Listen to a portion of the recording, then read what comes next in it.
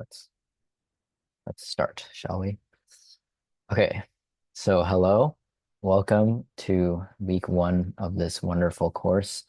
Um, my name is Andrew Pham. I'm going to be teaching you over the next couple weeks with the help of two wonderful TAs here. We're just going to go into a little introduction with oh, I can't speak for ourselves, and then we're going to just kind of hop straight into it.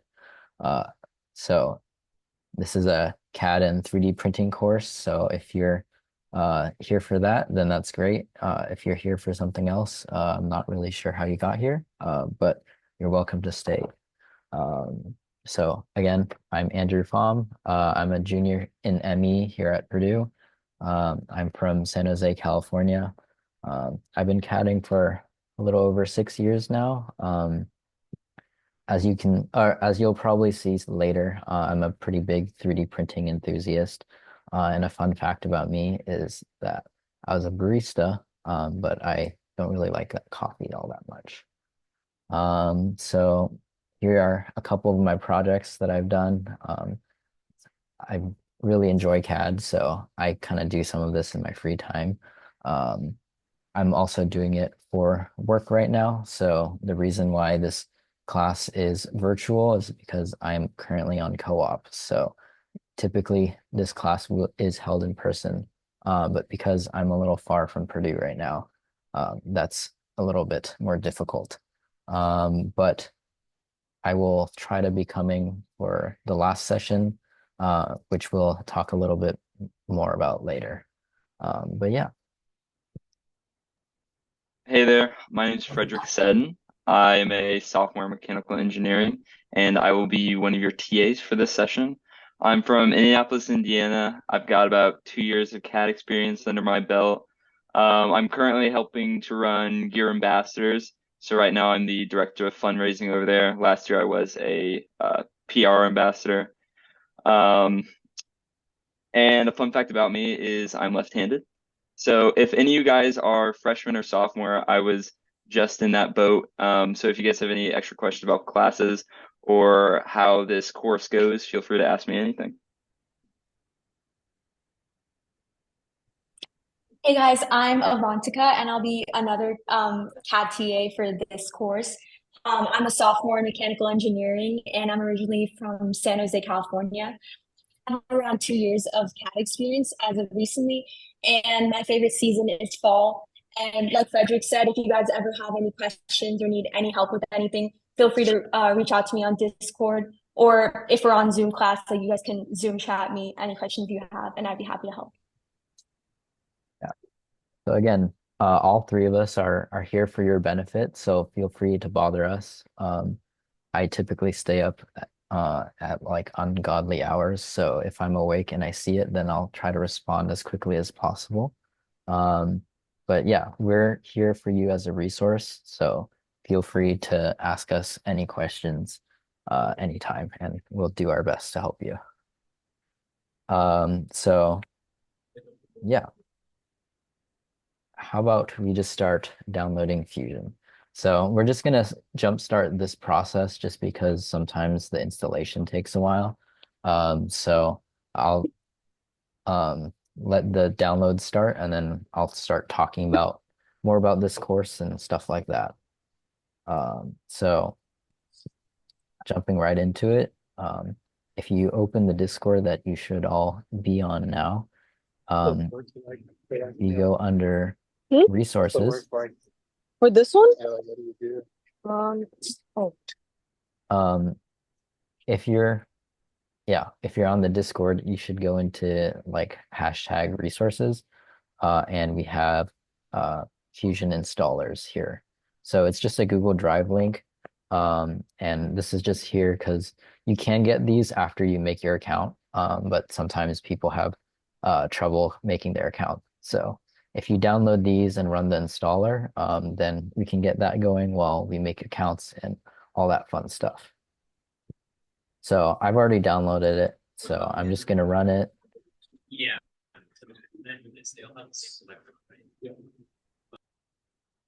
Um,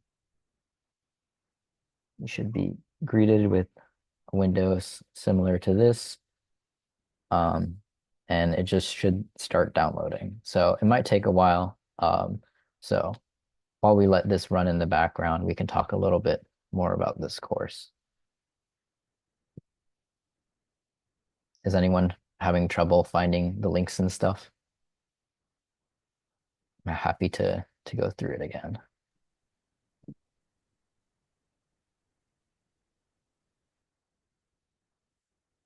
Okay.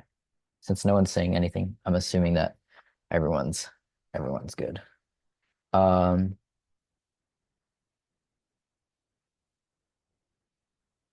if you already have Fusion, then you're good to go for now. You can just kind of sit tight. I'd say about half of today will be, the installation process because sometimes it can get a bit finicky. So um, yeah, if you already have it, feel free to sit tight and just listen in to maybe more of the introduction about this course. But if you already have it, you're one step ahead. Um, I guess a little bit about the Discord here. This class, at least I like to conduct it on Discord, just because it will be here as a resource for you once this class concludes. So unlike like a Brightspace page or something like that, you're like free to use this like channel or yeah, after this class. You won't like lose access to it. So the more you talk on here, the more you ask questions, the more you could either help yourself or help others. And it can be something for you for a long time. Uh, so here's like, the welcome page, just general information. Feel free to read that if you like. Announcements are usually just there for, big important things like the Zoom link. If we have extra material that we're talking about that day, it'll be under resources.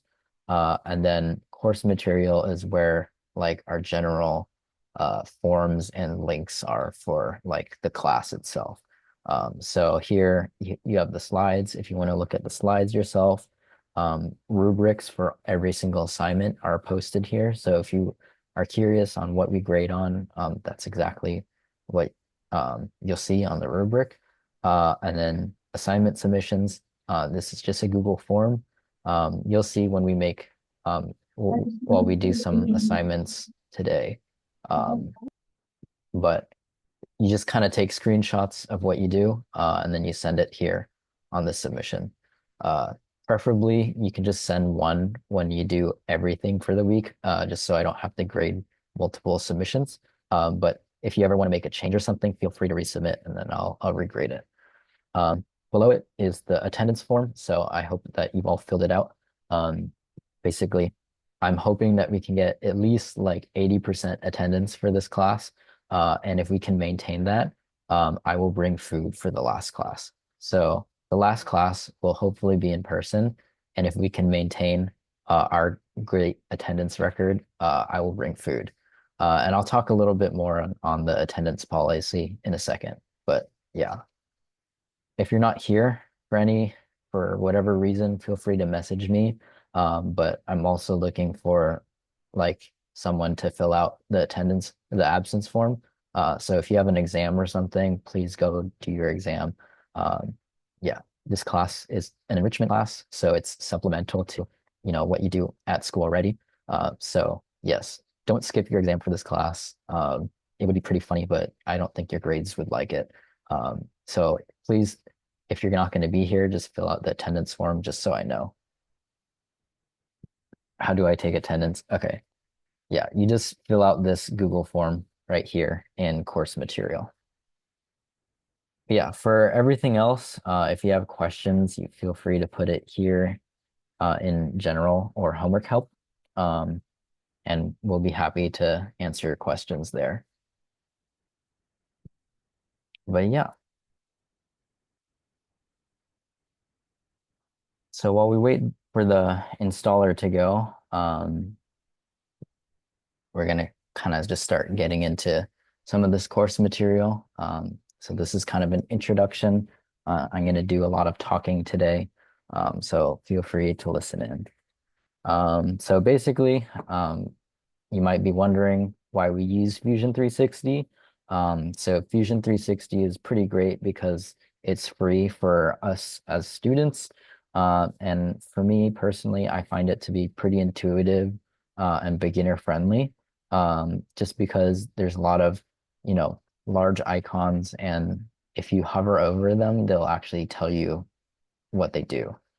So if you're new to CAD, Fusion's a really great program just because it can kind of help you push you in the direction and kind of understand how CAD workflows work in general. And once you use Fusion or another CAD program, you'll kind of notice that they're pretty similar. Not all of them are the same, but generally, like the way they work is relatively similar. So you can translate your Fusion skills into another program like NX or SolidWorks, or vice versa, right?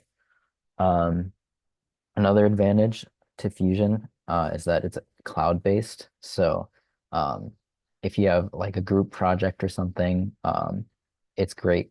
Fusion's pretty cool because you can kind of share files almost like Google Drive or something. So it's easy to collaborate on stuff. If you're in some clubs, sometimes clubs will have like their own Fusion drives to kind of organize all their stuff. But yeah, that's kind of why we use Fusion here. The other thing is that um, we have other classes like FEA and stuff like that that also utilize Fusion. So if you take this class and you like it, we have a host of other classes that utilize the same software. So yeah. So going into that, this is one class of many, right? So this is a milestones class. So we're part of a series of skills-based workshops. So for this one, it's CAD, but there's FEA and all that's fun stuff. Like I said, it supplements your coursework. So this is an addition to what you're taking right now. And upon successful completion of this class, you'll get a digital certificate. So when you complete this class, which I really hope you do, then you just get a certificate sent to you from Purdue. So it's an official Purdue recognized thing that you'll get, and you can put it on your resume or um, you know, a portfolio or something, and it just kind of shows employers or at least potential employers that you kind of know what you're doing, right? You've taken this class and you have proof that you know how to CAD.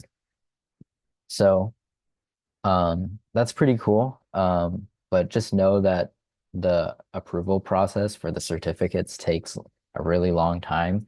So if you do not get your certificate right after completing this class, don't worry because it usually takes a couple months. So yeah, don't freak out. If you do need proof that you have passed this class before you get your certificate, feel free to like message me or have like, that potential employer or professor email me. I'm happy to, um, you know, let them know that you passed. So yeah.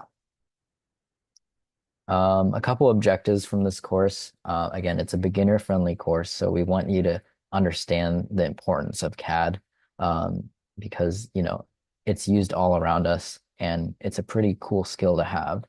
Um, so with that, we want you to have the necessary tools to create your own things. So your final will be basically creating your own things from scratch. So we want you to have the necessary tools to do that. We also want you to be able to render your final projects or just models in general. And then lastly, we want you to be able to 3D print the things that you've designed. A little bit more about ASME. So again, this class is run um, by the ASME organization here at Purdue. So I'm a student just like you. Our TAs here are also students. So we're here to help you but we also are part of an organization that helps you as well. So ASME really likes to prepare our members for success in the industry. So we have a lot of stuff like leadership opportunities and job fairs and stuff like that. So we do have hands-on experience and then again, professional development, like I just said. So here's a couple design teams that we have. I think small projects is a really great one. That's where I first started. When I was there, we were building battle bots. I think last semester they were building drones. I think they're doing cars this semester. I don't remember off the top of my head, but it's great. But again, there's a bunch of different design teams. If you're interested in one of them, so we like to cover a wide variety of topics and designs. So if you're interested in any of them, feel free to check it out. So yeah, these are some of them. There's some more over here if you're interested in like Grand Prix and stuff. I'm pretty sure we did pretty well last year, so we hope to continue that this semester. Um, but yeah, we just do a lot of great stuff.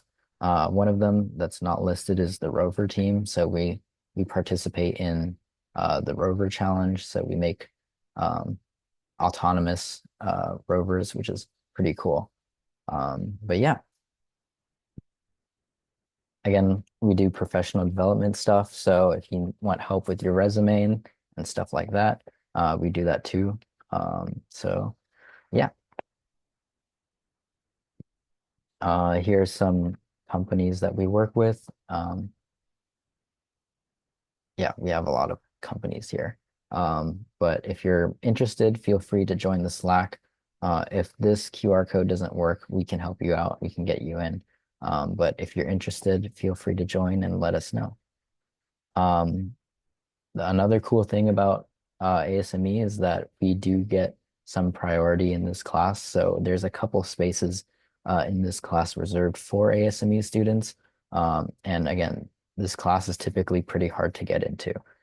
So if you have, you know, if you want to take this class or take other classes, some of these milestones taught by us have exclusive spots for ASME members, if you didn't know. So if you're interested, feel free to join. But yeah, going back to this class, we're doing a 5 lecture course like all the other milestones classes. So today we're just going to do mostly an intro and just teach you the basic stuff. But we're slowly going to progress over the weeks to more advanced topics where we'll ultimately learn rendering and 3D printing. So yeah.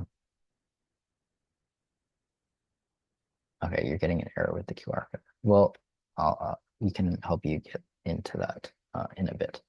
But yeah, this class runs every Tuesday from 5:30 to 7:30 p.m. Starting today, October 15th, and then we're going to be running all the way to November 12th. So yeah, I've sent you this in the email. So if you have any questions about this, feel free to ask. Um, Here's a breakdown of kind of every week that we're having here. Again, I'm going to be going through some of these demos or these assignments as demos in class. So as long as you show up, you're going to be getting a lot of this in class. So this may look intimidating, but don't worry. Most of it is done in class. So yeah. Also, to pass this class, you only need like more than 70%. So if you miss a couple assignments, that's okay. Just make sure you get that 70% and we should be good to go. Oops. In terms of due dates, all assignments are due the following Tuesday before class. So today is the 12th. I mean the 15th. Sorry, did I write 12 on that? Okay, no. Yeah, today's the 15th, but your homework will be due the following Tuesday right before class. So I guess 5/29 is when it's due. So make sure you get your stuff in before then. If not, there is like a 20% penalty for late assignments. But yeah.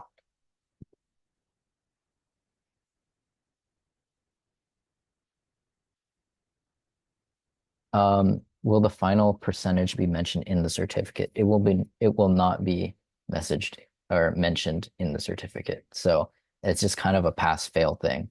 So um, as long as you pass, you're good to go. I will say though, like this class is very much you like if you put a lot of effort into this class, you'll learn a lot more. But you can also do like the bare minimum and pass. Again, I can't tell you what to do. I can recommend you to challenge yourself, but again, this is supplemental coursework, so don't stress yourself out too much with all these assignments. Like if you just need to get something in because you have a exam coming up, please prioritize your exam. Um, this class will be here as a resource for you, and you can CAD almost any time when you're free. So don't worry too much. This class really isn't that hard, and you'll hopefully come to see that. But yeah, for your final,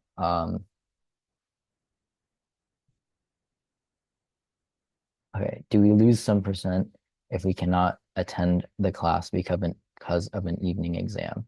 So um, you do not lose anything for not coming to class, or like at least score wise. You won't lose anything score wise, but again, I do run through all of the assignments or most of the assignments in class as a demo. So you kind of lose that interaction, but you won't be losing points if you don't show up. For attendance, I guess I didn't really talk about attendance. For attendance, basically, the attendance policy is no unexcused absences. So again, I understand that you're all students because I'm one too. And you might be busy, you might have an exam or something else coming up. So if you're not going to be here, that's totally fine, and I understand. But it would be great if you let me know, right? So if you let me know and you fill out that absence form, it'll let me know that you're still engaged with this course, and you're not just ghosting me, right? So the main reason why the people don't pass this class is because they kind of forget about it or they just, stop turning things in, right? So my goal is for everyone to turn in their assignments every week, even if they're not the best. I just want you to turn something in and learn. Um, and by doing so, you'll likely pass because again, I do most of the demos in class. So it's not that hard to pass this class as long as you turn things in. So please turn things in, and please fill out the attendance forms. Again, uh, I guess I'll say this now. If we get 80% attendance throughout um, all, I guess 5 weeks, well, I guess four, if we can maintain like 80% attendance, and that includes the people who are there and people who are have excused absences, right? If you have your exam and you fill out the absence form, that counts as an attendance.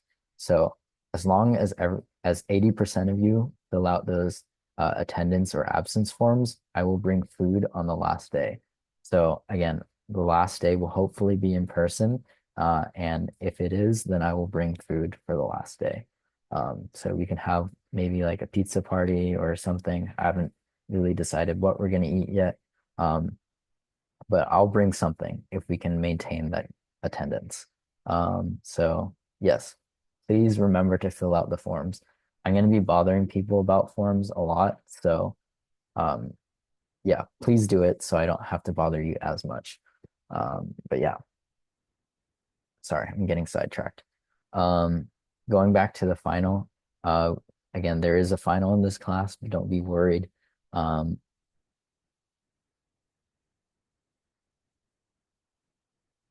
yes, you need to submit homework if you miss class. Homework is due whether you're here or not. Yeah. Okay. Yeah. So your final in this class really isn't that bad. It just needs to have 5 design features and be designed for manufacturability. So design features may not be something you're familiar with, but we're going to be getting into that pretty soon.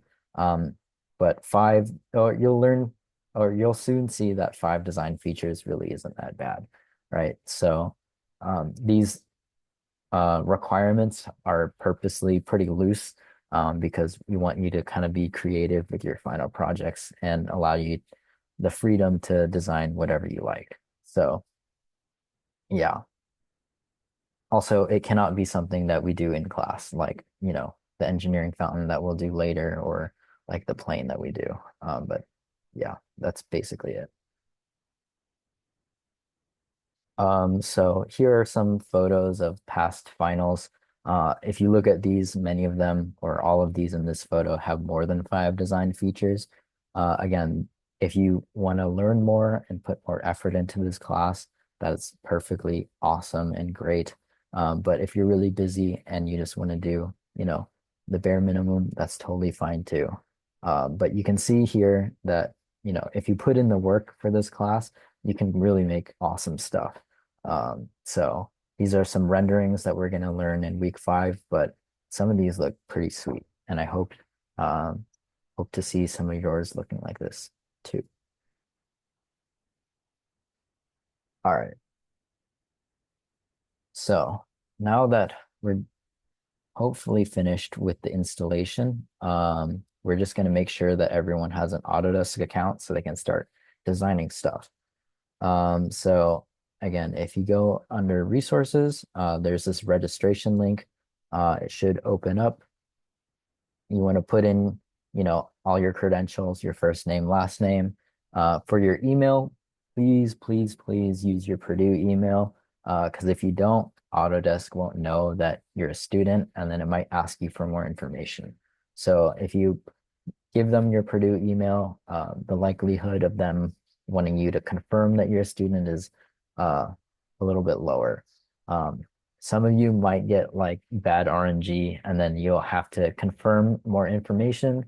One of them might be like the school's address. So if you need to confirm the Purdue address, it's just down here, um, 610 Purdue Mall. Sometimes they ask for the Purdue website too, and I believe it's just purdue.edu. So yeah, for me, I've already created an account, so I'm just gonna sign in real quick. But if anyone has trouble creating their account, please let me know. Um, yeah, but once we get all of that finished, we can just start um, going into, the meat of today, which is intro and then finally modeling stuff. So I'm just going to sign in real quick.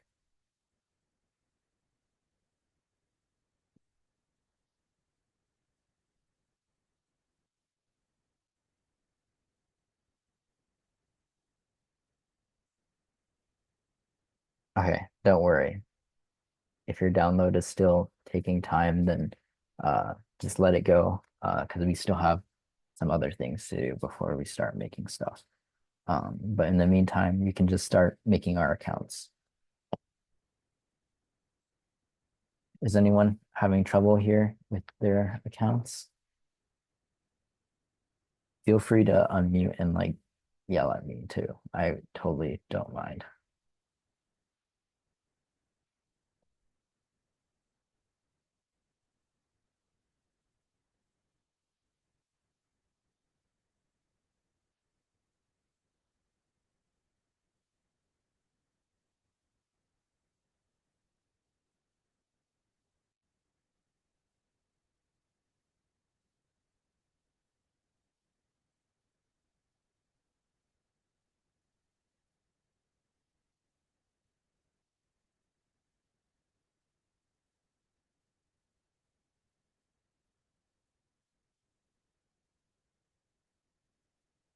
Anyone having trouble here?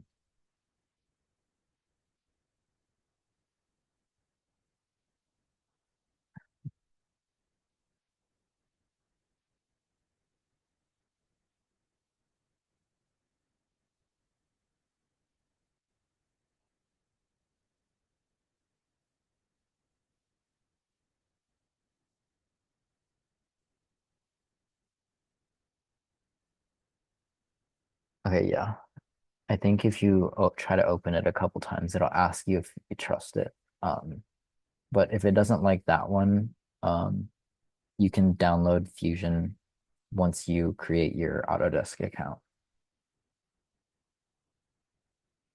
So once you create your account, you should be able to.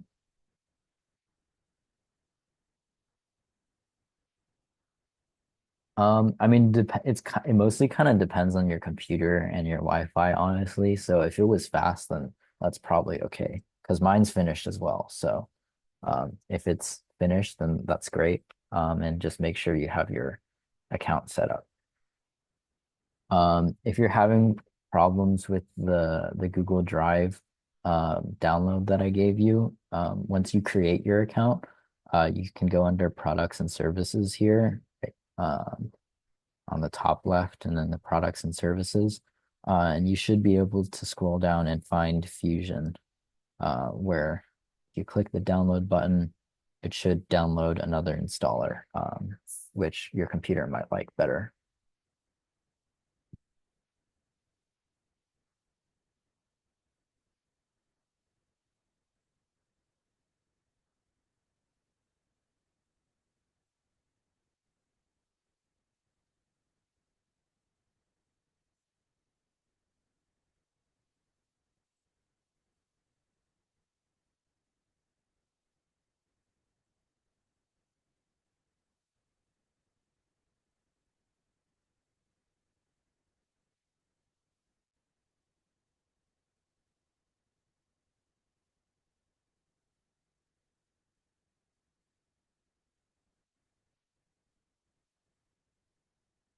Okay. Um, so if it asks you to verify it, yeah, checking your spam email might be good. But sometimes you might have to verify it on the Autodesk website. So if you're having trouble right here, and it doesn't say any products and services are listed, you can kind of open this chat bot in the bottom right corner, and I'll just run you uh, the options through real quick. So you just kind of want to click education and trial support. So if you're having trouble, you just click that.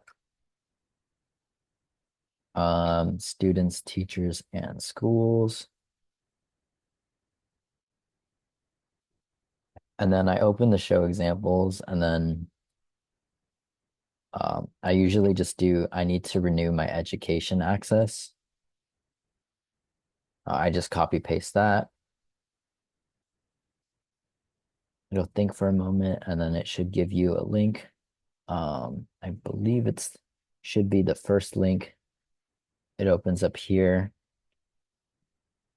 and then you can run through here. So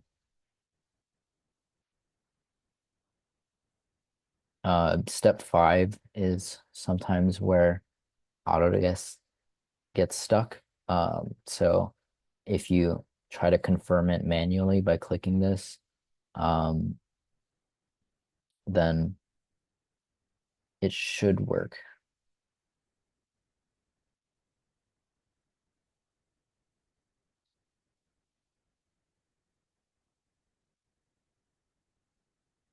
Did that help at all?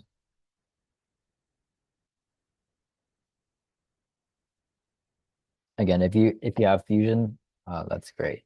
But sometimes we run into a couple hiccups here. So hang tight if you're good to go.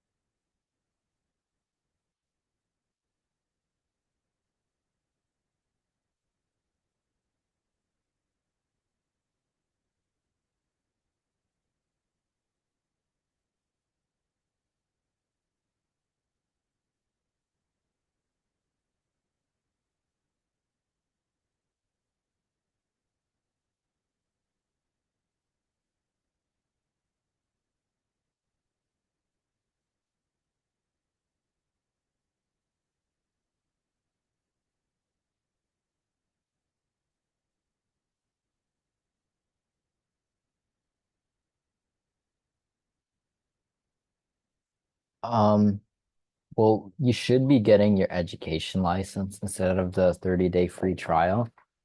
Sometimes like it'll say that you have a free trial, but you actually have an education license. I'm really not sure why it does that. But uh, oftentimes you can just run the 30-day free trial, and then once you pass that, it just says education license after that. Um, Another thing I did once was I just uninstalled Fusion and I installed it again. And then when I logged back in, then the trial went away and it gave me the education license. But the trial and the education license, they both do the same thing, at least especially right now. So if it still says trial, don't freak out, because it happens to a lot of people. Um, for last session, it was telling me that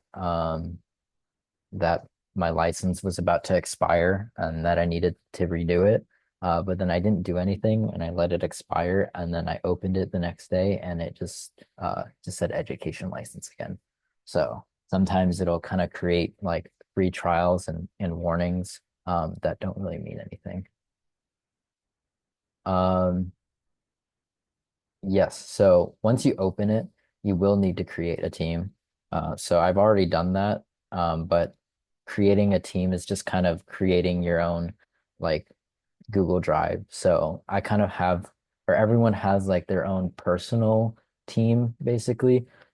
So make one for yourself and kind of name it whatever you want. But using teams, or creating teams is one way you can share files with other people.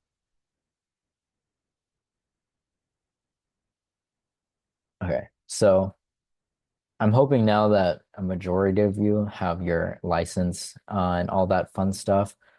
So once you have that, you just want to open up Fusion if it's not open already, and then sign in. So it should open the browser for you to sign in, uh, and then you run through that, and it should log you in. Um, And like someone asked before, creating teams, if this is your first time using Fusion, it'll likely ask you to create a team. So just name it whatever you like, because it's just kind of your own personal workspace. Um,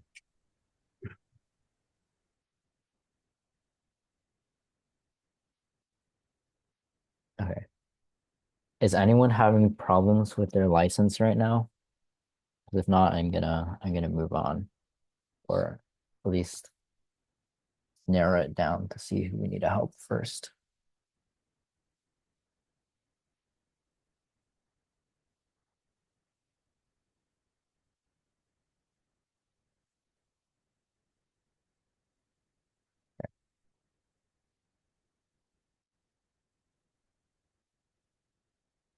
You're doing suspiciously well here because usually there's like 3 or 4 people with a problem. So this might be a new record.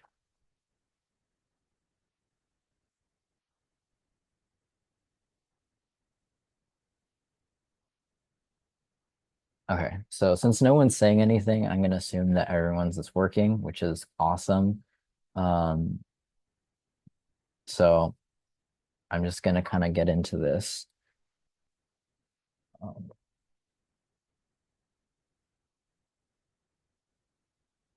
I guess I haven't talked a little bit about this yet.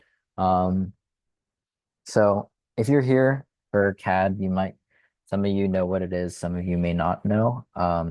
But CAD basically just stands for computer aided design.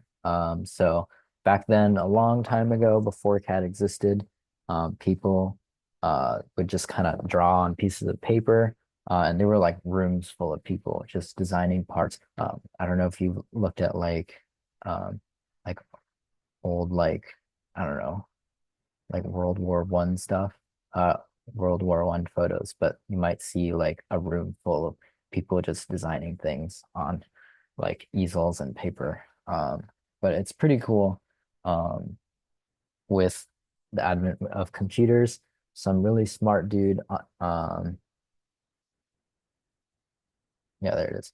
some really smart dude at MIT used a computer and started designing parts on it. As you can see, this like computer is obviously really large and likely very slow. But over time, this technology evolved to the point where you can CAD on your laptop.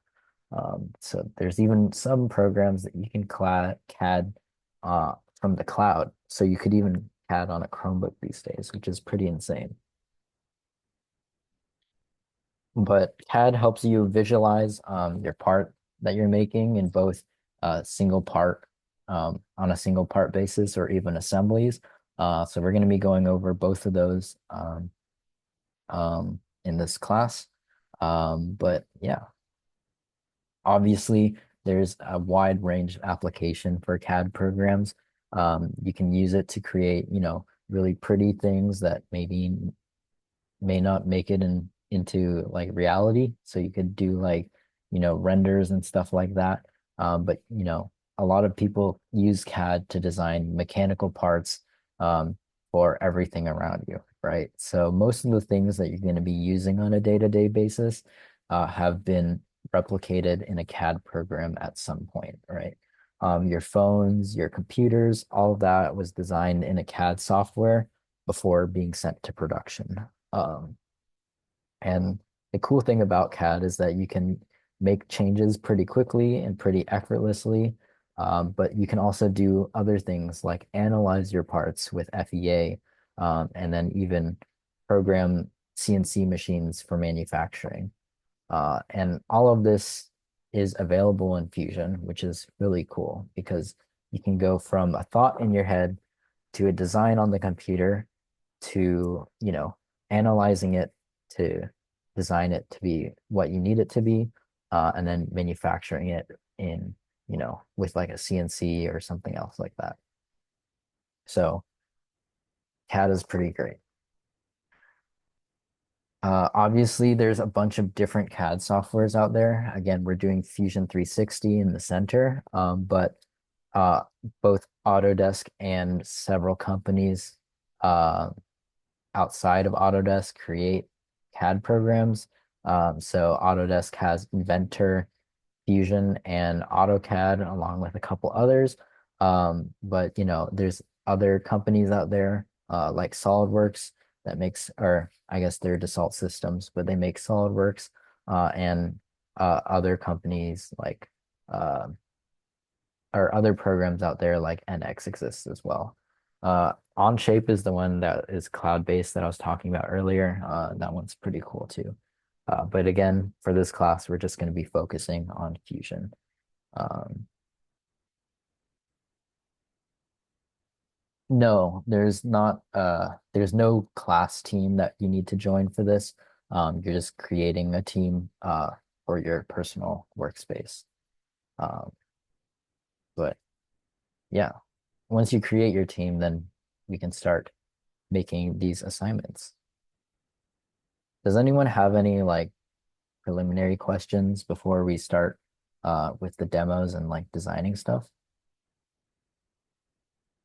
What's the difference between Autodesk Inventor and Fusion 360? That's a pretty good question. I actually haven't personally used Inventor yet, but uh, I've heard that it's like a slightly more professional version of Fusion. Uh, so, so Fusion is mostly designed towards, for education use, as well as like hobbyist use and stuff like that. For a while, they had like a free hobby license that people could get to make stuff.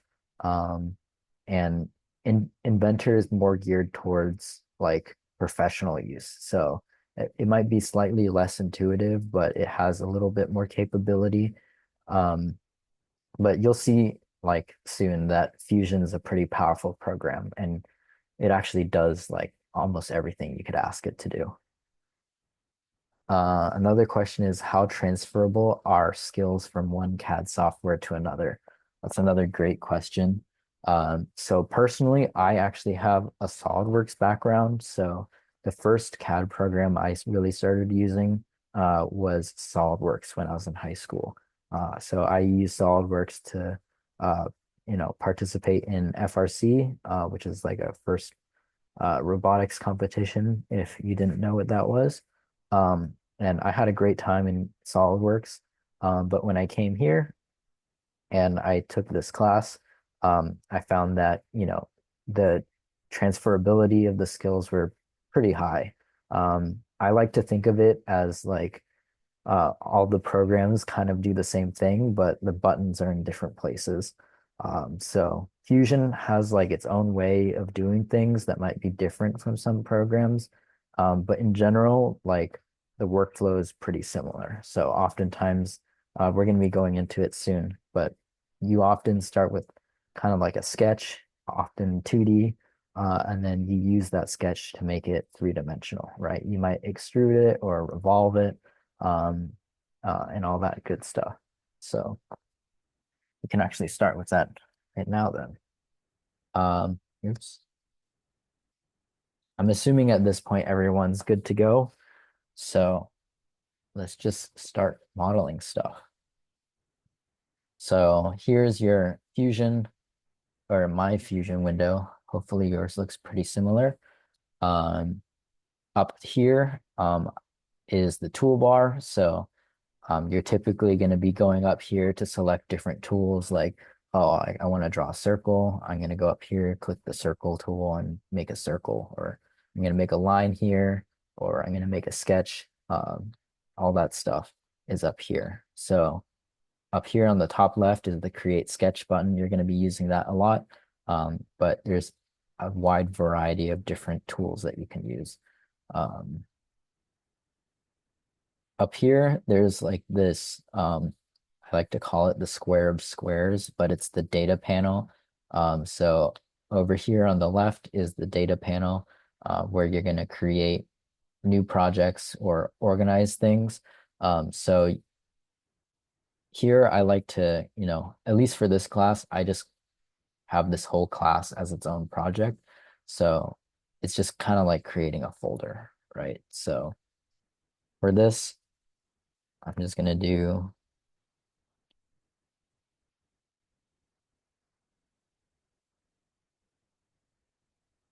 session 2 fall 2024. It's going to make its own project. And then I'm going to open it up. So again, over here in the data panel is kind of like, I like to refer it as like the Fusion drive. It's basically like Google Drive where you can store all your stuff. So that's where we're going to be storing our parts in the cloud once we finish them. So I'm just going to hide the data panel for now, but if you ever want to open it up, you just click this right here. When you click it again, it just kind of disappears. Up top is kind of all the teams that I'm a part of. So you probably created your own team and it's, named whatever you named it. But if you ever, you know, are working on a group project, you can create a new team to kind of have its own spot where you want to organize stuff. And then you can invite people to it as well. Anyways, going back to over here, this big blank space is kind of like your canvas where you're going to be creating your parts. So to move about your canvas, there's a couple of options. I recommend a mouse. I'm not sure if you saw it in the email, but if you don't have a mouse, I recommend you get one. If you do have a mouse, I really hope that you have one that can middle click, because middle clicking is something that you might want to utilize. It helps you kind of move around. So how you move around, the default like controls is scrolling up and down just to zoom in and out. And then the pan side to side, you hold control and middle click, I believe. And then, I mean, to pan, you just press middle click. And then to orbit, which is to rotate around, you hold shift and middle click. And then you can kind of spin around like this. For me, I changed these mouse controls because I came from the SolidWorks background, so mine are a little bit different. But orbiting is pretty nice. You'll see soon that, or you might come to see that orbiting and stuff like that, oops, um, is pretty handy when you want to look at your part. Um, if you don't have a mouse, one alternative is the view cube up here in the top right.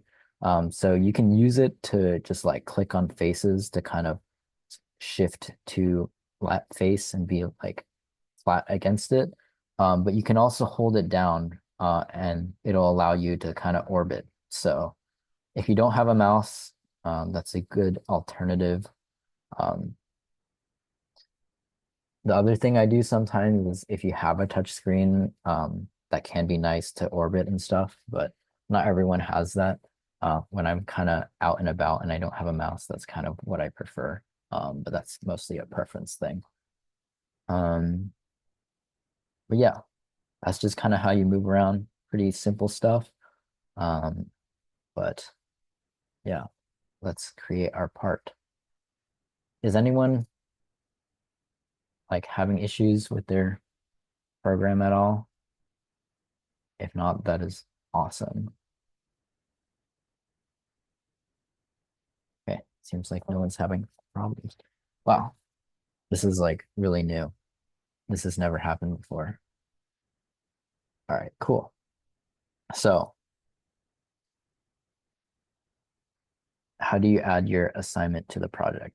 Okay, well, we're gonna get to that in a little bit, but you basically just save the file. Um, but yeah, let's just start with assignment one and then we'll get to that. So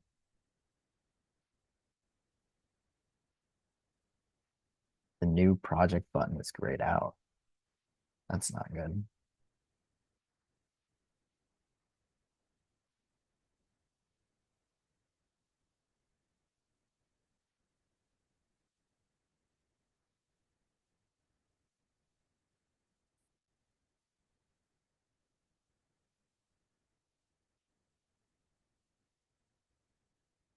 Um,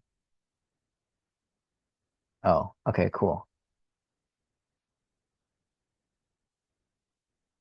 So to move around without middle click, you can use the view cube up here. And so you can just kind of hold down left click and spin around. I know there's some tools down here like the orbit, you can select orbit here. Um, so that's another alternative. Um,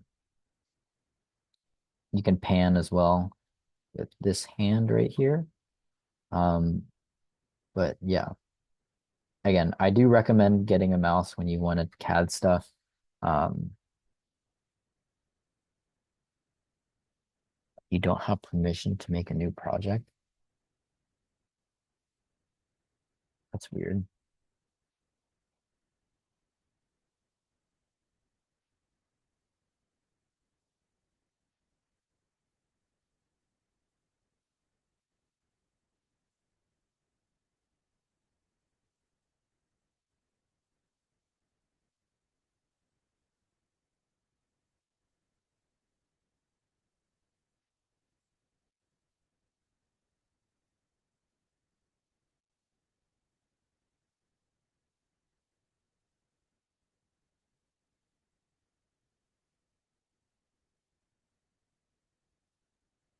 Okay, that's really strange. I've never seen that. Maybe it's a new bug.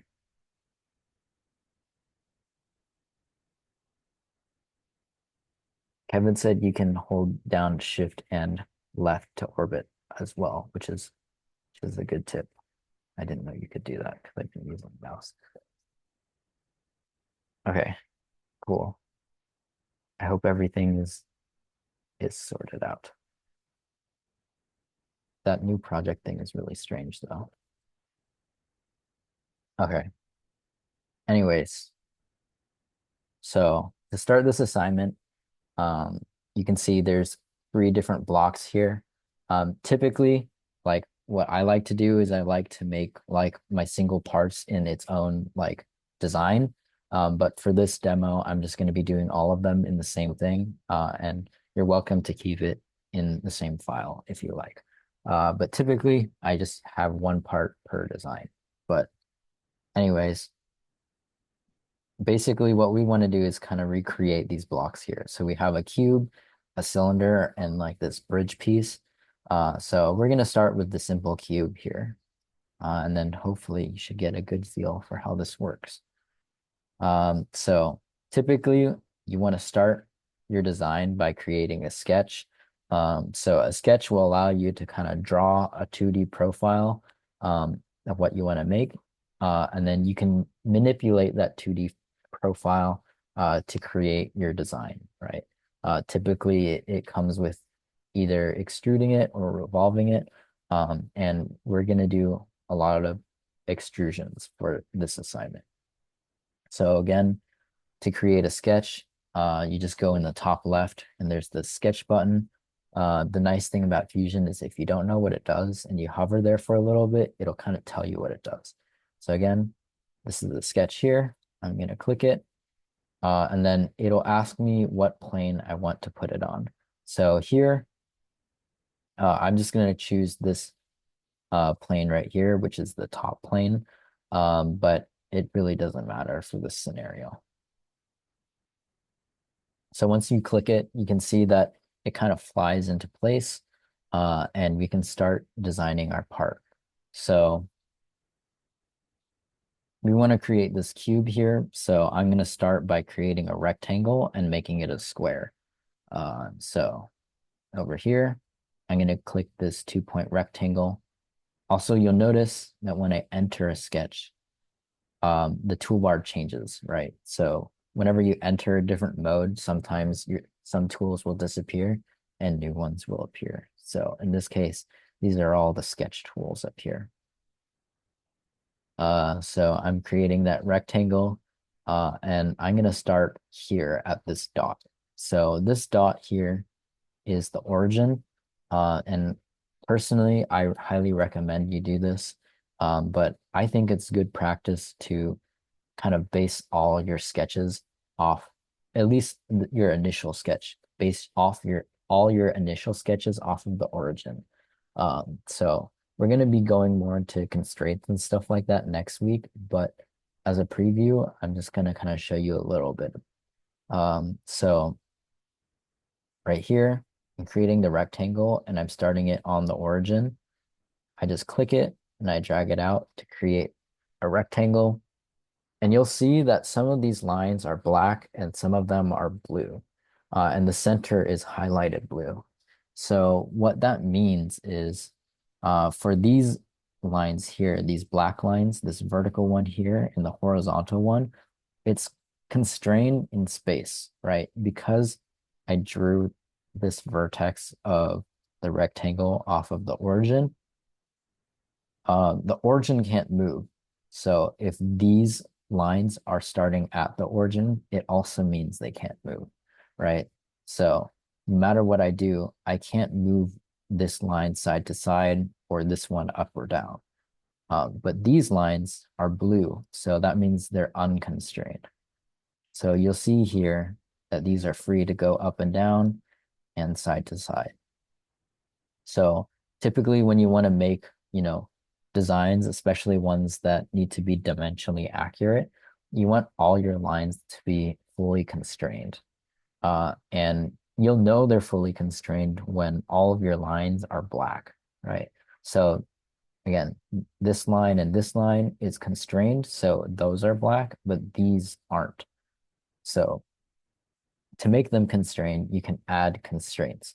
So today we're mostly going to be doing dimensional constraints, but there's a host of other ones that we're going to get into next week.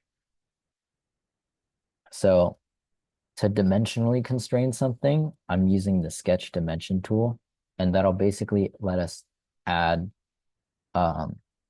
units and add value to like certain things.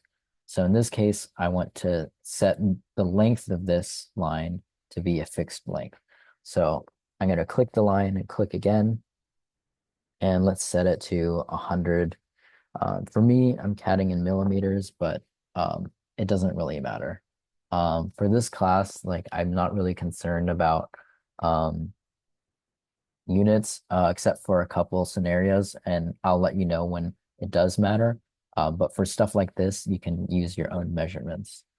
Um, if you're ever curious, you can go under the Document Settings tab and change the units if you so desire.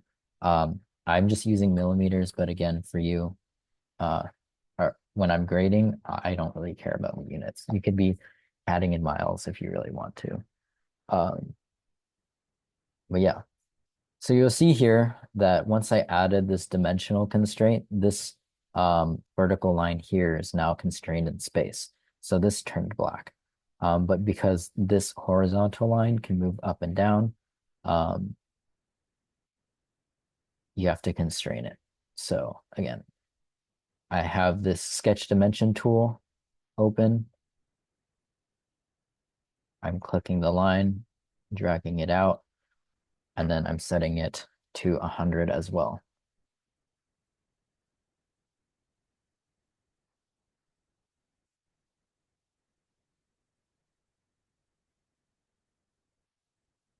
You can't get the desired length.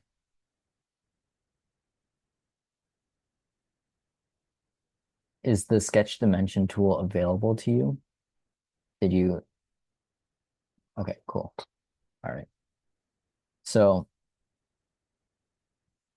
we have our square here. I'm glad you figured it out. Cool. All right, yeah. So we have our square. You'll see here if I orbit, you can see that, it's just a square. It's only 2D. But to make it 3D, we're going to take this square and then pull it into 3D. So when you extrude something, you take this profile and then you just pull it into a 3D space, if that makes sense. Um, so I'm going to press finish sketch on the top right. I'm going to do that again if you missed that. How do you move your square around? Well, because we've constrained the square in space from the origin, we can't move it, which is a good thing. So again, the square or the origin is the only defined point when you start your design. So basing your sketch off of the origin will allow you to create a fully constrained and rigid object. Um, if you do want to move it, you can either like change these dimensions or you can delete that constraint. But for now, I think this is good as it is. So I'm happy with this square. Um, and before I extrude it, I have to finish the sketch. So I'm going to click this green check mark in the top right, and then I'm going to extrude it. So next to the sketch button is the extrude feature. I'm going to click it, and you can see this arrow here, right? And then this blue highlighted area. The arrow basically represents the direction that it's extruding, and the blue is kind of representing the profile you're extruding from. So right now the distance is set to 0, but you can see as I drag this arrow, it creates a 3D object, right? So in this case, because I want it to be a cube, I'm going to set the distance to 100, and it's shaped like a cube now. Over here, there's a bunch of other options for how you want to extrude something. So if you have like a more like complex sketch, you might have to select certain features or profiles that you want to extrude. So the profiles section is where you can do that. The start, the start option is basically where the extrusion will start, right? It's kind of in the name. So the profile plane means it's going to start extruding where you drew your sketch.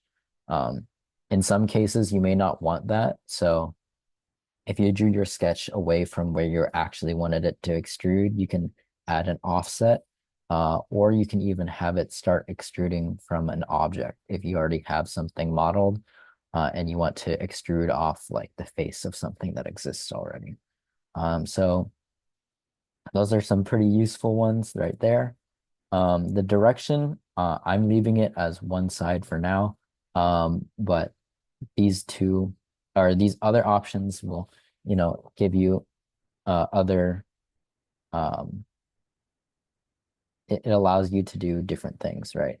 So two sides will basically allow you to extrude in one direction, a certain amount, and then another direction, another amount, right? So I could have it extrude one way 100 and then the other way like I don't know, 35, right? And you can see from this square, um, it's going 100 in one direction and then 35 in the other. So depending on your use case, that might be useful. Symmetric will basically have it extrude evenly. So if you have your sketch to be drawn in the middle of where you want your feature to be, that's pretty useful. Typically, I might use this when creating a part that might have holes on both sides. So I can create like a feature on one side and be like, oh, like I want to mirror it on the other side. Uh, and because I extruded it symmetrically, there's already going to be a plane there. But that's a little bit more advanced for later. So I'm keeping it at one side. For distance or extent type, I just set it to distance because we're just defining a length of 100. But if you wanted it to extrude to something that already existed, you could do to object. Or if you wanted to go like infinitely, then you would choose all. But because um, nothing else exists here, it won't really let you do the all. Taper angle exists if you really want to do that. I honestly don't use it very much, but if you were to do it, you see that it will kind of extrude at an angle to create this shape. But because we want a cube, I'm going to leave it at 0. For operation, I'm leaving it as new body just because, it's the only thing here. But there's a bunch of other options that we'll get into later. All right, so once I press OK, we have this cube. You can see I orbit around. It's a 3D object. So I'm pretty happy with that. But yeah, is everyone good? Sorry if this is a lot of talking, but uh, all this talking now will hopefully save some time a little bit later. Anyone having trouble here?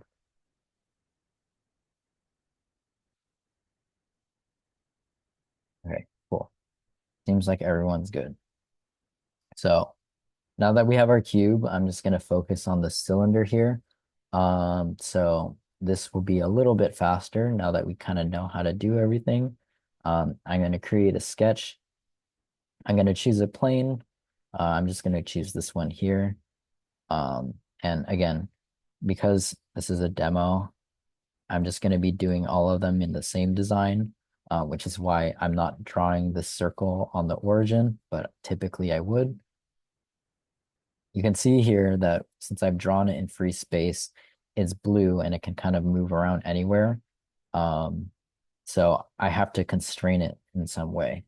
And because I haven't drawn it on the origin, I'm going to have to add extra constraints. So I'm going to click the center of the circle and then the origin.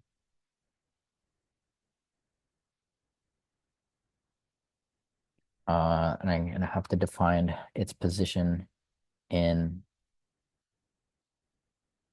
the X and Y direction.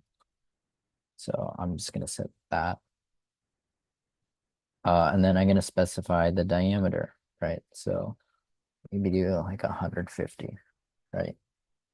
So again, because I didn't draw it on the origin, I have to define these two distances. But if I were to draw this on the origin, it would have been fully constrained if I just added this 150. So yeah, just keep that in mind when you're designing stuff. Please use the origin. It's just good practice. But yeah, I'm happy with the cylinder or the circle. I'm going to finish it and extrude it just like before. Maybe I'm going to set this one to maybe 250. And then I'm going to press OK. So there we go. We have our cylinder. It was quite a bit faster than the cube now that we know what we're doing. So sure. Okay, how do you delete something? So if you're talking about deleting a constraint, you can just kind of click on it and then press delete and it goes away. So if I wanted to delete that and add a new one, I could, set that to 200. If you wanted to change something, you should be able to double click on it and then maybe and enter a new value and it should change. Um, you can, use the delete button for, your sketches. So I could delete this circle. Um, and then I'll have to redraw it now, but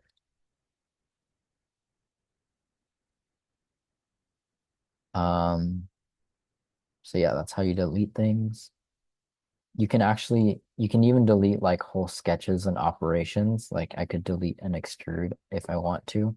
I'll do that in a little bit. Uh, see again. So, adding.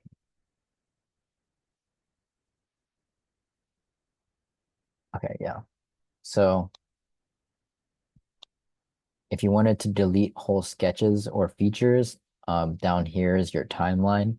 Your timeline will become more important later, but for now, you can see kind of how it works, right? So at the beginning on the left is where we created our first sketch, and then we created our extrude, right? And then as we go and progress in our design, it'll stack on top of each other. Um, so if you want to delete things, you can delete things from the timeline to like delete this extrude. Um, and you can delete sketches too.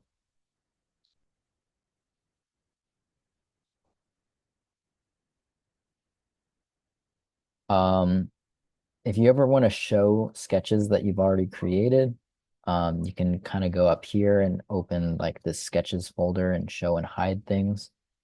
Um, okay, people are asking me how to do the constraints again. I'm just going to start with the bridge, but I'm going to be doing constraints in the bridge again. So um, just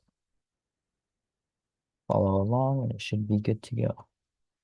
Okay, so I'm creating another sketch here, and just to show you that this works, you can use existing features as places to start your sketch, right?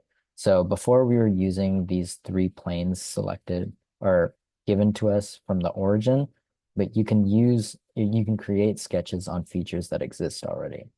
So I'm going to click that face of the circle, and you can see now that this kind of, you know, grid is on the face of this cube instead of, on the origin, which is actually right here. So to create my bridge plate piece, there's a number of ways I could do it, right? Um, Typically, I like to kind of start with the most complex side, and then go less complex. So in this case, the most complex side of this piece is like the bridge's face, right? So how I'm going to be doing it is I'm going to be drawing a rectangle and then I'm going to draw a circle and then I'm going to get rid of all the excess. So back in Fusion and create a rectangle. So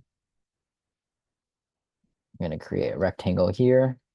And then to add constraints, I'm going to click the sketch dimension So again, this is the same for both the cylinder and this rectangle, and basically for everything else. So you click 2 points or 1 point, or I guess one line or one circle, depending on what you're selecting. For me, I'm clicking the origin and the end, or this edge right here. You can set the distance, and then you can do it for everything else. So in this case, I want to constrain the distance between this edge and the origin. So I'll set this to 200. I want to define this length here. So I'll set this to 200 as well. And then I'm going to define this height. So again, you see, because I'm not drawing it on the origin, I'm having to add 2 extra constraints here to fully define this rectangle in space. So you see I had to add this 200 and this 50, but you see I have this fully defined rectangle because the rectangle edges are black, which is good. You'll also notice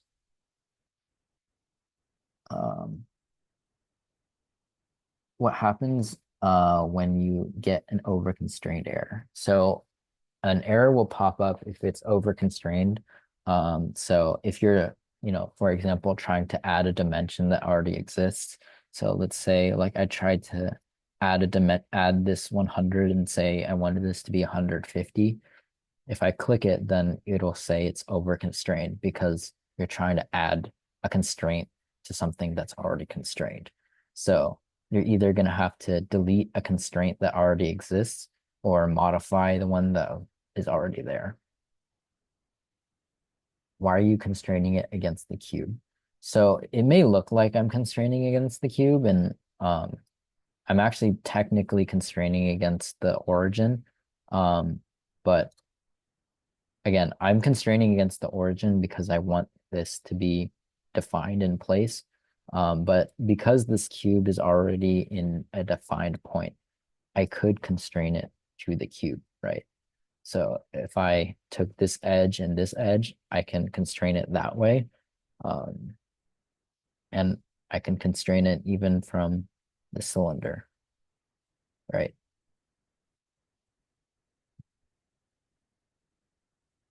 Does that make sense? Okay. Okay, it's almost 7, so I'm gonna have to speed this up a little bit. So to create this bridge piece, you see there's like this arched part, which is a circle. Or I guess a half circle, right? So I'm gonna create a circle just like we did for the cylinder. You'll see that Fusion will kind of automatically snap you to certain places. So in this case, I want to snap to the center of this line or the middle of this line. So you see as I run along the line, it'll kind of snap in the center. And it has like this little triangle next to this X right here. The triangle means the midpoint, shown by this here.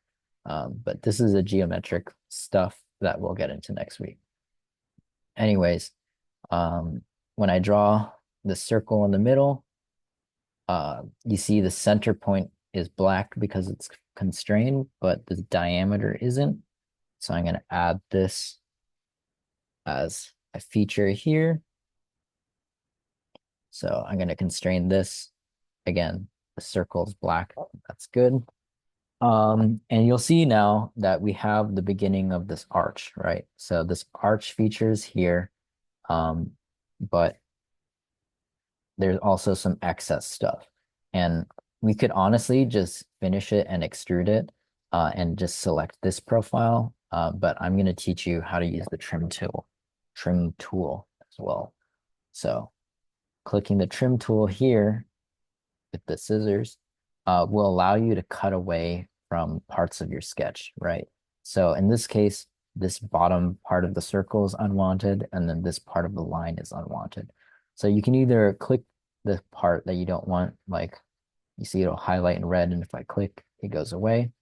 But you can also hold down left click and kind of draw or kind of move your mouse into where you want to cut away. So I'm holding down left click, and then as I go to this line, it goes away. You can see that because we deleted that part of the line, we deleted a constraint, right? So before, the center of the circle was based off the middle of the line, right? But because we deleted that part of the line, it can't like constrain to something that doesn't exist, right? Can I show it again? Yeah, sure. So again, I'm going to trim it away with these scissors. You can either click what you want to delete or hold left click and then drag your mouse into what you want to delete. But again, when you delete things, then sometimes you'll delete things that were constraining other things. So we deleted that part of the line. So we can see here now that it's unconstrained, I can move this arch part back and forth. And we don't want that. So to fix that, we have to add some constraints back, right? So what I could do is I could take, because I want this to be centered, I could, set these two lengths to be, 200 minus 150 divided by 2, right? But a little sneak preview for next week. How do I delete the half circle again? I use the trim tool. So again, I use the trim tool. You can either drag it in holding left click, or you can just click on it and it'll highlight red before you delete something.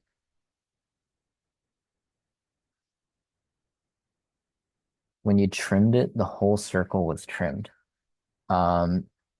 Is your rectangle and the circle in the same sketch? Because they have to be in the same sketch, or they have to be overlapping.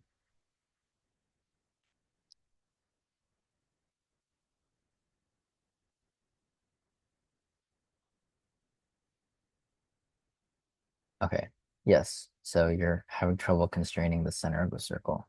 I'm about to go over that. So yeah, basically because we deleted that part of the line, it doesn't allow us to, or it's not constrained to anything anymore, right? So it slides back and forth. So again, sneak preview for next week.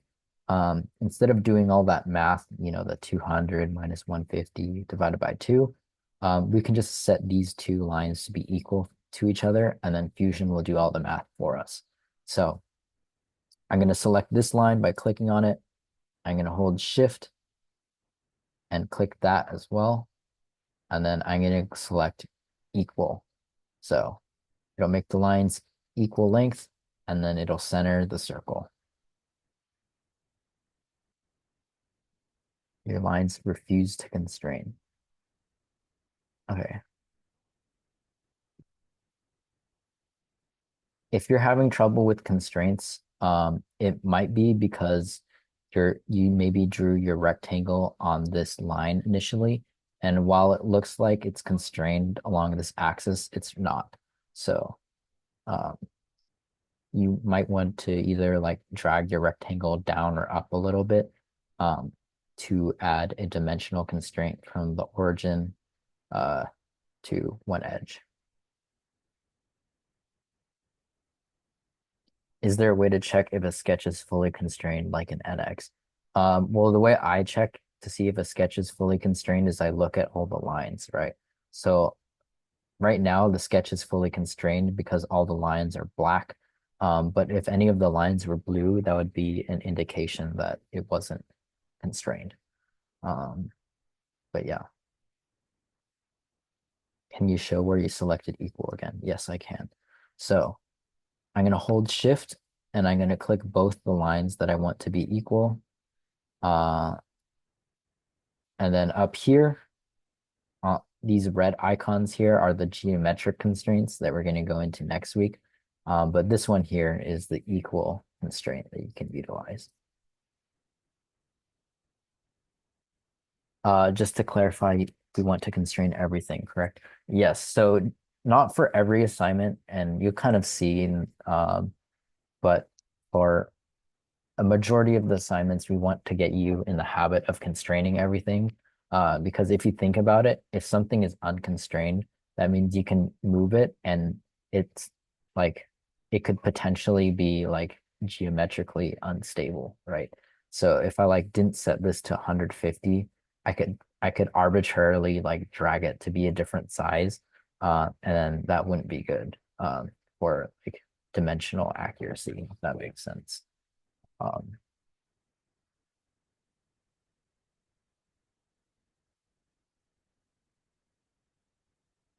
my half circle doesn't go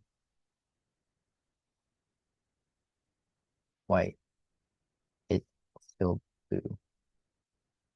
Um, so you want to make sure you set the diameter or the radius of the circle because if that's not constrained, then the lines will probably stay blue.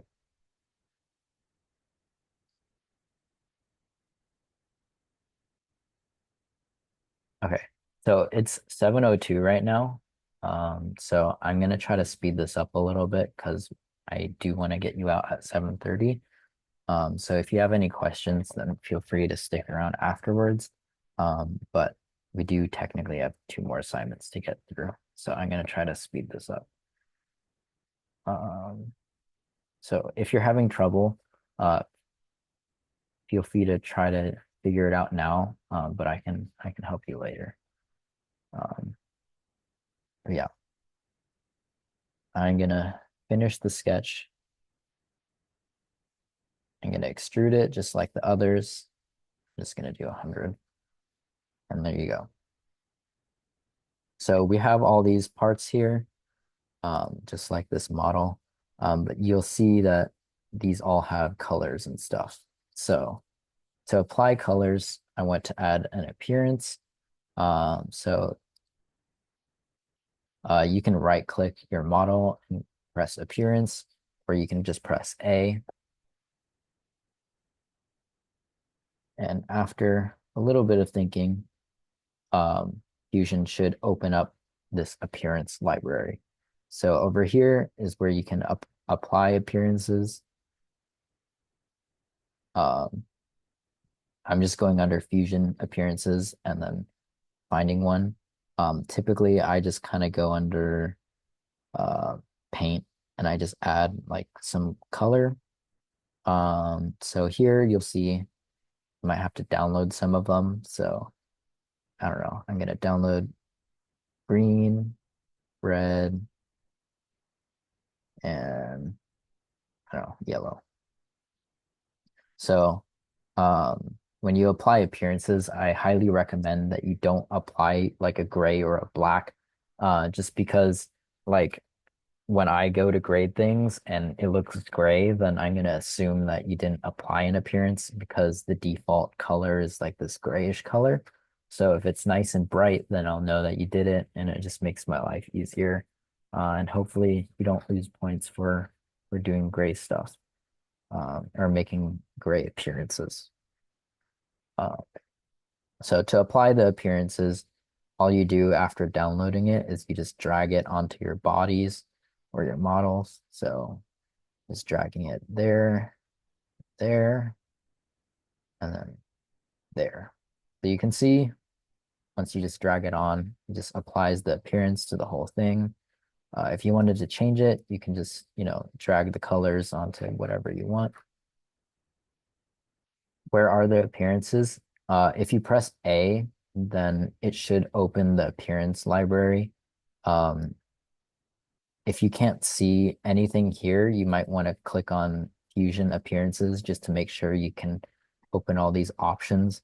You can see that there's a bunch of different options that you can choose from. So, if you want it to be clear, you can add like a mirror or a glass finish or something like that.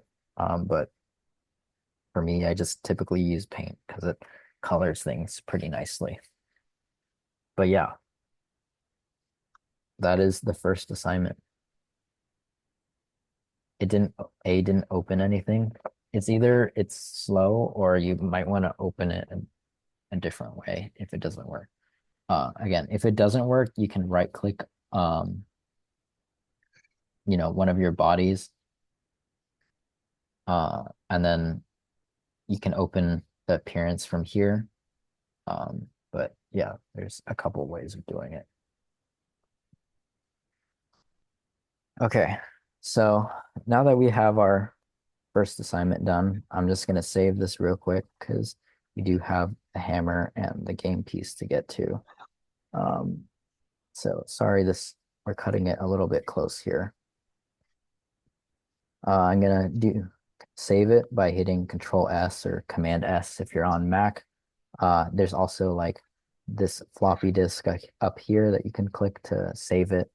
I'm gonna name it assignment 1. And then for the location, I'm gonna do it here. So I'm gonna press save, and we're good to go. So that's your first design if you've completed that. If you have, you can just take a screenshot. So screenshotting this whole window with the timeline would be completely acceptable. And if you did and followed it, wow, I can't talk. If you followed it along, then you should get 100% on this assignment. But yeah, to create our next one, I'm just going to click this new design button up here, just like creating another tab in a browser. And I'm just going to start sketching. So for this hammer, you can see there's a cylinder and then like this hammerhead, which is like a rectangular prism. But then all the corners are rounded a little bit. So that's going to be a new feature. So for this, I'm going to start with the handle. So I'm making a sketch on the top left, selecting a plane. I'm selecting a circle. Again, I'm drawing it at the origin. I'm using the sketch dimension tool to specify the radius. And it's fully constrained, right? Another thing I didn't really mention too much or talk about too much was that you can see that like the circle is highlighted blue in the middle. And that just means that it's a closed like shape, right? So if I drew like, this weird polygon, right, like that, because these two lines aren't closing the shape, it won't be highlighted. But if I add another one from there to there, it will be highlighted. So you want to make sure your parts are like fully closed if you want to extrude or revolve it, because if it's not, then it won't let you do that operation. All right, so I have this circle. I'm going to finish the sketch and I'm going to extrude it. I'm going to go quite long here, maybe like 400 or maybe 300 sounds good. Actually, maybe more.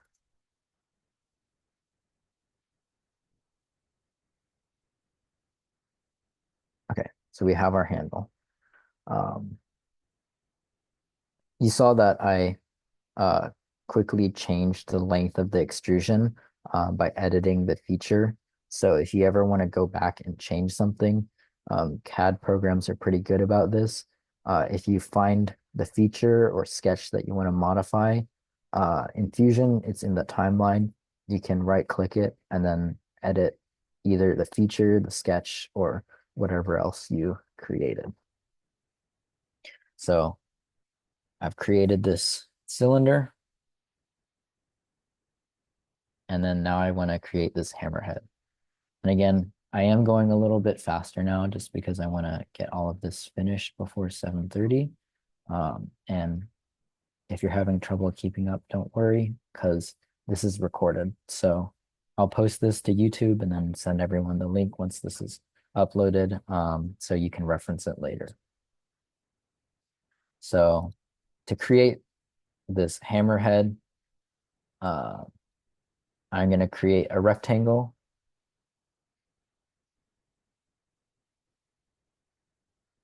Oh, in the Word doc it says Wednesday. It should say Tuesday. So this is due on Tuesday. Sorry about that. Okay. So I'm going to create a rectangle, but instead of creating this 2-point rectangle that we did before, I'm doing it on the center, right? So I'm choosing the center rectangle because I can start, in the center of this circle and then create a rectangle around that instead of making, this rectangle based on the edges and then trying to constrain it to be center. So to define that, I go under the Create tab and then I click Rectangle and then Center Rectangle.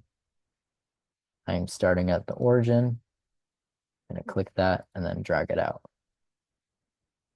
So it creates a rectangle that's centered on this point right here.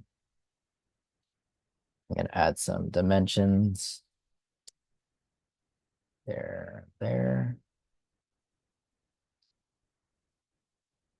And you can see, because I'm drawing things off the origin, I only need to add a couple dimensions, unlike how we had to do it in the first assignment.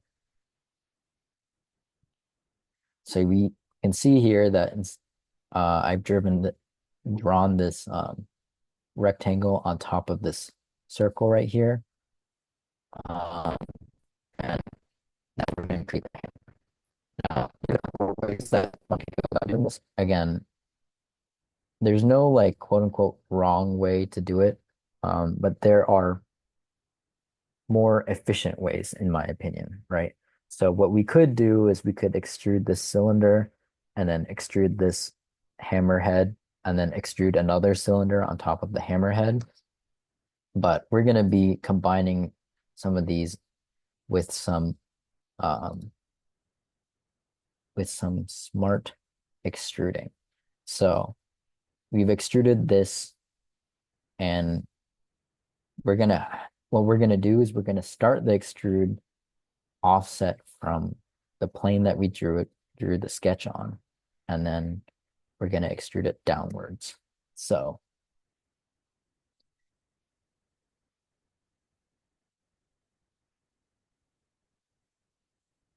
I'm gonna select this part of the hammer, and you can see instead of starting from the profile plane, which it's set automatically, I can change it to offset. So this might also help you, Elliot, because you can project this geometry in a certain direction. So in this case, because the arrow is facing upwards, I'm going to project it negatively. So I'm going to go down, like, I don't know, negative 10. You can see the arrow went down a little bit. And then for the distance, I'm going to set this to, I don't know, negative 100, right? So sometimes you're going to need to add a negative number or a negative in front of the number that you want to go towards based on the direction of this arrow. So, oops. So I offset it negative 10 from the sketch to get like that little nub at the top, and then I extruded it 100. For the operation, I set it to join because I want the hammerhead to be combined with the handle. So that is good to me. But you'll see that, there's some other options, but we're not using that right now. Right. So we have this hammerhead. Looks good. But the last thing we need to do is round the corners. So here you can see the corners are nice and round. So to make that, we're going to add something called a fillet.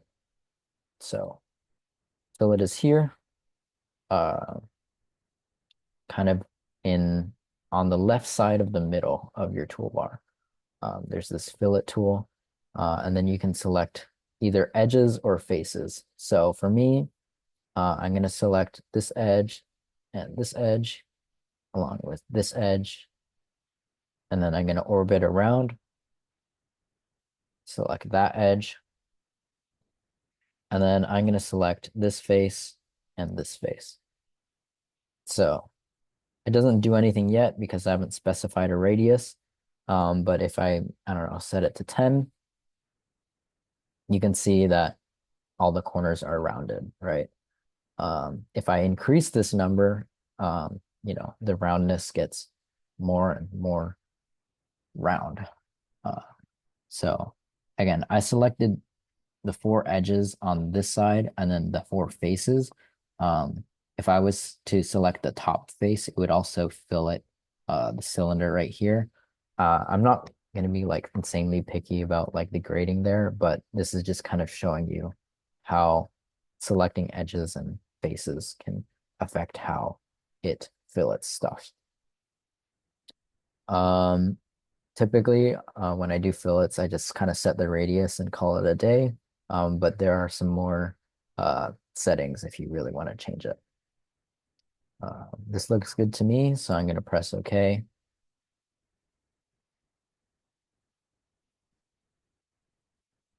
Your handle's not going through the hammer even with the offset. So if your hammer's not going the right direction that you want it to, you might need to change like the number from like a positive to negative. So in this case, like I had to go -10 down and then -100 for the extrusion. But depending on where your sketch is, it might be positive in one direction. So again, for the offset, I had it starting at this offset instead of the profile plane, where I specified -10, and then the distance from me was -100. But your values might be different, so don't worry about the numbers too much. How do you adjust the length of the handle? To adjust anything, you can go back into your timeline and then you can edit it by right-clicking it and editing it. So in this case, the cylinder or the handle is this blue feature right here. So if I click edit feature and I wanted it to be longer, I could change that here and then I press OK. Now it's longer. Okay. So we have about 10 more minutes to do the last assignment. So I'm going to try to speed run this real quick. Again, if you have any questions about any of these assignments, I'm happy to go over them after class or, over Discord or something if it's way later. Okay, I'm going to save this.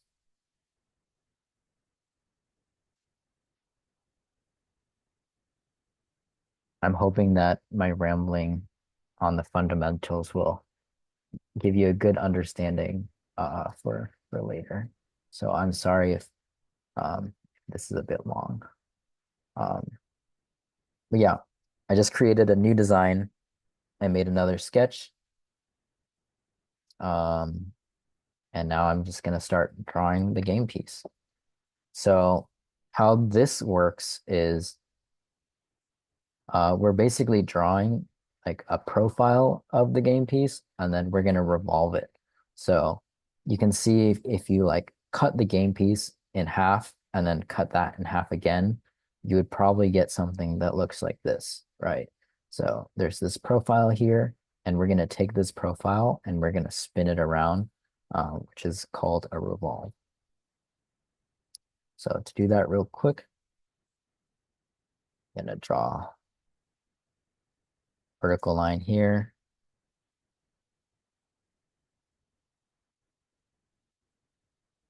Oops.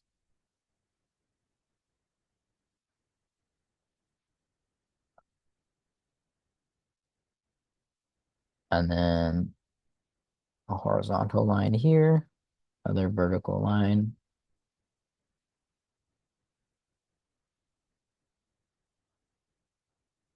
I'm gonna draw a quick circle here. Then we're gonna draw this line here and then another arc. So I'm gonna draw a line coming off of here. And then I'm gonna draw an arc. So I'm gonna go under create and then arc and then 3-point arc. I'm gonna click this point here, that point, and then click one more time, and then I'll have my arc. And you could have also done this by drawing a circle and trimming it away, but I'm just doing it this way. So you can see now we have like the beginnings of our game piece. It looks a little bit corrupted, but we have the beginnings of it. The last thing I'm going to add real quick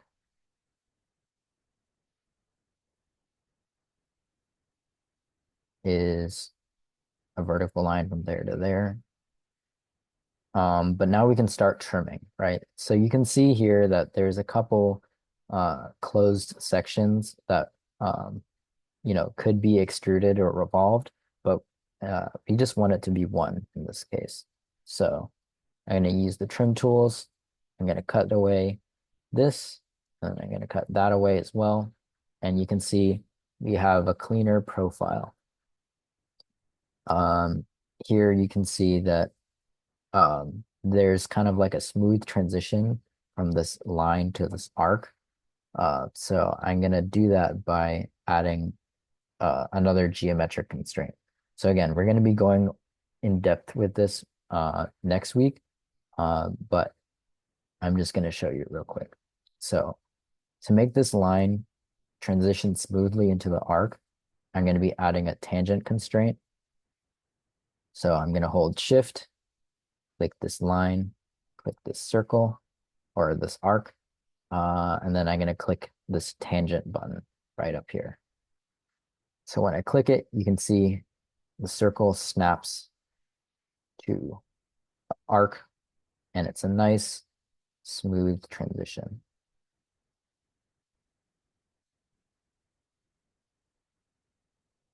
So that looks good to me. I mean, looks a little bit funky, but it'll get the job done. I'm not going to bother adding dimensional constraints right now just for the sake of time, but feel free to do so. But you can see that we have a closed shape because this profile is highlighted blue. Obviously, these lines are blue because they're not fully constrained, but the important part here is that this profile is blue in the center. The highlight is blue. So that means we can extrude or revolve it. So I'm going to finish the sketch here. And instead of extruding it like we have been, I'm going to revolve it, which is the button right next to it. So you can see here, it gives you a preview of what it does. It takes that profile and then it'll spin it around an axis. So if I select it, the profile that I want to revolve is, this chess piece or this game piece that we've created. And the axis is this vertical line right here. You'll see if I select the wrong axis, it'll kind of revolve in a funky way. And, we're not really going for that.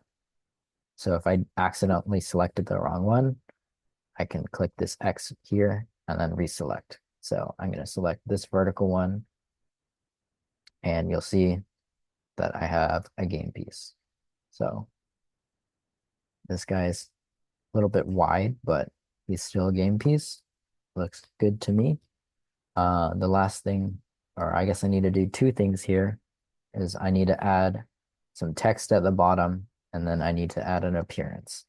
So going back to Fusion, I'm going to create a sketch,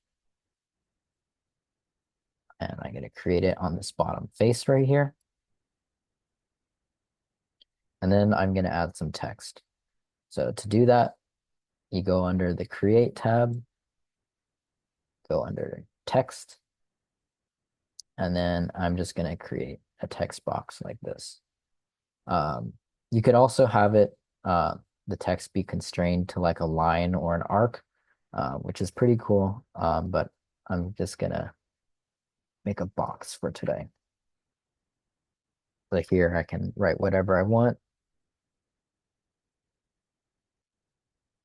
And then, I can mess with font and size and all that fun stuff, but I'm just going to leave it as it is.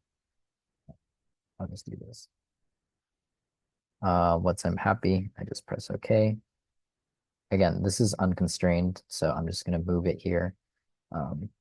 But it is good practice to fully constrain everything. Now that I have that text, I'm going to cut the text into the game piece. So I'm going to finish the sketch. I'm going to choose extrude. For the profile selected, it auto selected the bottom face instead of the text. So I'm going to click this X here. I'm going to zoom in and select only the text. And for the distance, you can see that the arrow is pointing outwards. And if I were to go outwards, then I would extrude the text, but I want to cut the text into the game piece. So instead of it being a positive number in this case, I'm going to set it to negative. So it doesn't have to be a big number. I'm going to just do like -2 or something. You'll see that Fusion automatically will try to guess what you're trying to do. And in this case, it was right. So I wanted to cut it into it. So instead of something like a join, it selected it as cut for the operation. So if I press OK, you'll see that the text is cut into the model. So that's what we're looking for. Last thing that we're going to do is add an appearance. So just like the first assignment, I'm going to add an appearance by right-clicking and clicking appearance, finding some color, hopefully not gray, and then applying it. So there you go. I'm sorry I was going a little bit fast for the last two, but I'm hoping that going a little bit slower for the first one makes these a little bit easier. But yeah, have our game piece. So we're bumping up against 7:30. So I'm just going to talk to you a little bit about your homework for tonight, or I guess this week. So your homework is to create a chair. You know, there's just a couple like small parameters that you need to follow, like, make sure it has like a couple legs and then seat cushion. I believe appearances is something that you want to have as well. But again, you have free reign for the most part to kind of create your own chair. But we want you to utilize, extrudes and like fillets and stuff like that, just to kind of show that you're kind of understanding that you can apply the tools that we just learned today to a multitude of scenarios. Should we assume that we're adding appearances onto every assignment? No.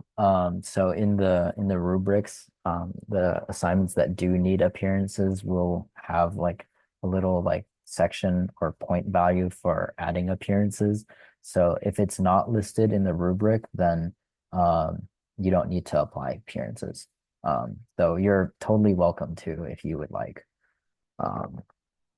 But yeah, again, homeworks are due before the next class. So this homework, along with all the assignments that I just demoed, will be due next Tuesday at or not 11, 5:29, which is right before class. Um, if you're wondering where the rubrics are, the link is in the Discord. So um, if you go under course material, you can see this week one has this rubric posted. I think I accidentally wrote Wednesday instead of Tuesday, so I'm gonna fix that now.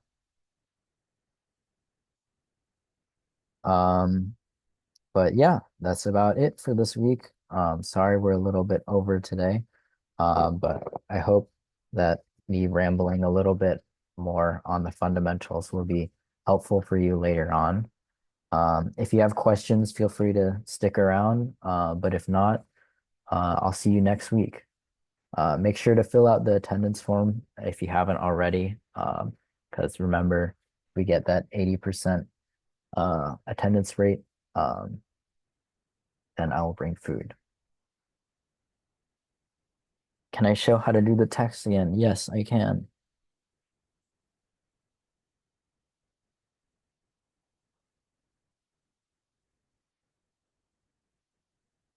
If Fusion will unfreeze. One moment.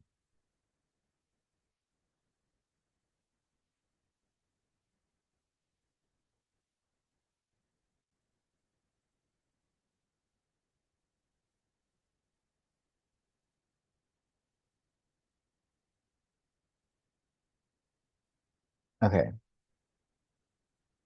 so to create text, you're just going to create a sketch just like you do for almost everything else, right? So you made a sketch. I selected the bottom face of this game piece to be the plane where I create the sketch. And then I go under create text right here. I just draw like the rectangle, and then you can write whatever you want. Then yeah, you would press okay. I'm just gonna press cancel because I don't want that there. Does that make sense?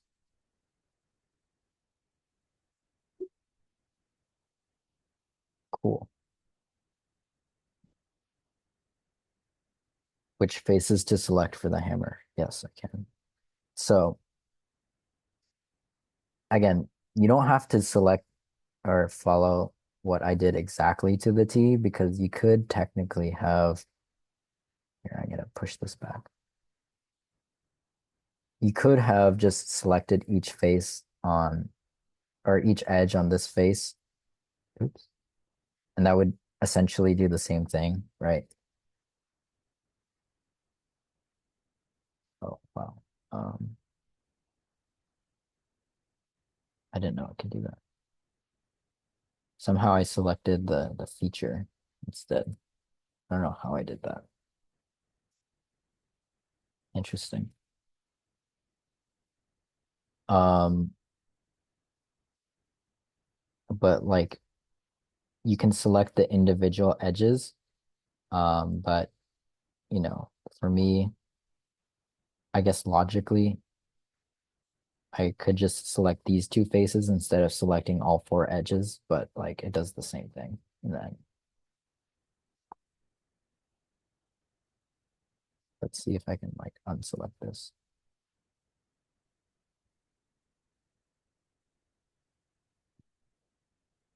Here, let me do it again.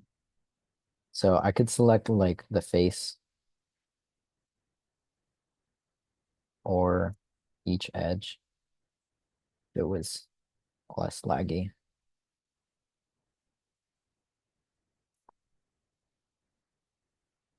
And you can see that both sides look the same, even though I selected one for the face and one for edges, if that makes sense. So it's just kind of a preference thing. I didn't do these. Does that make sense? Cool.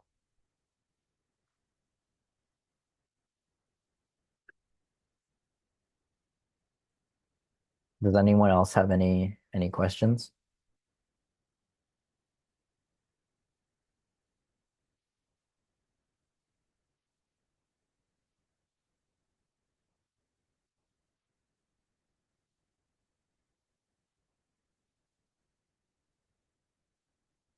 I'm gonna be posting the recordings to YouTube, and I'll just post the link in the Discord once it's posted.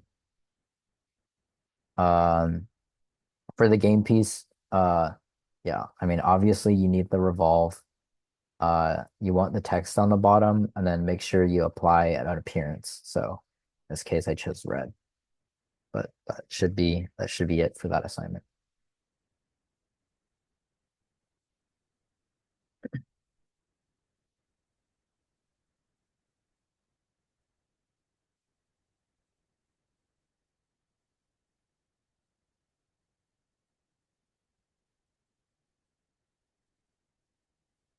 Any other questions?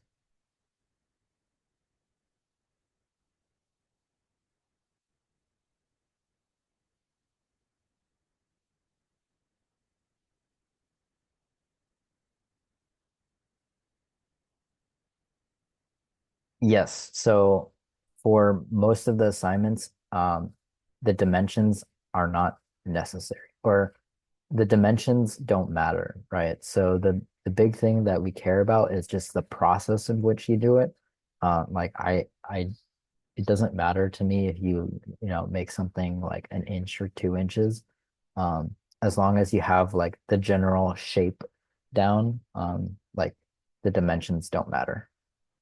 There's like a couple assignments where dimensions do matter, and I'll like specify when it does matter, but like for all of the ones today, they don't matter. So like if you made the cube like 200 instead of 100, like that's totally fine.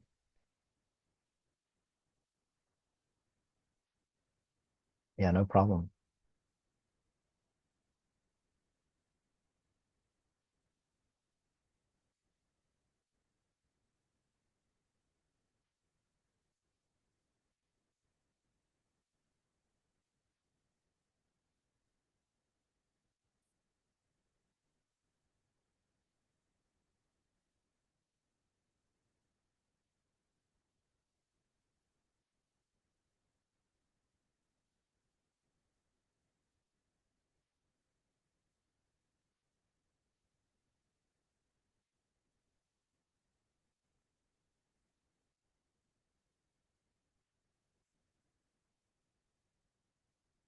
Any other questions?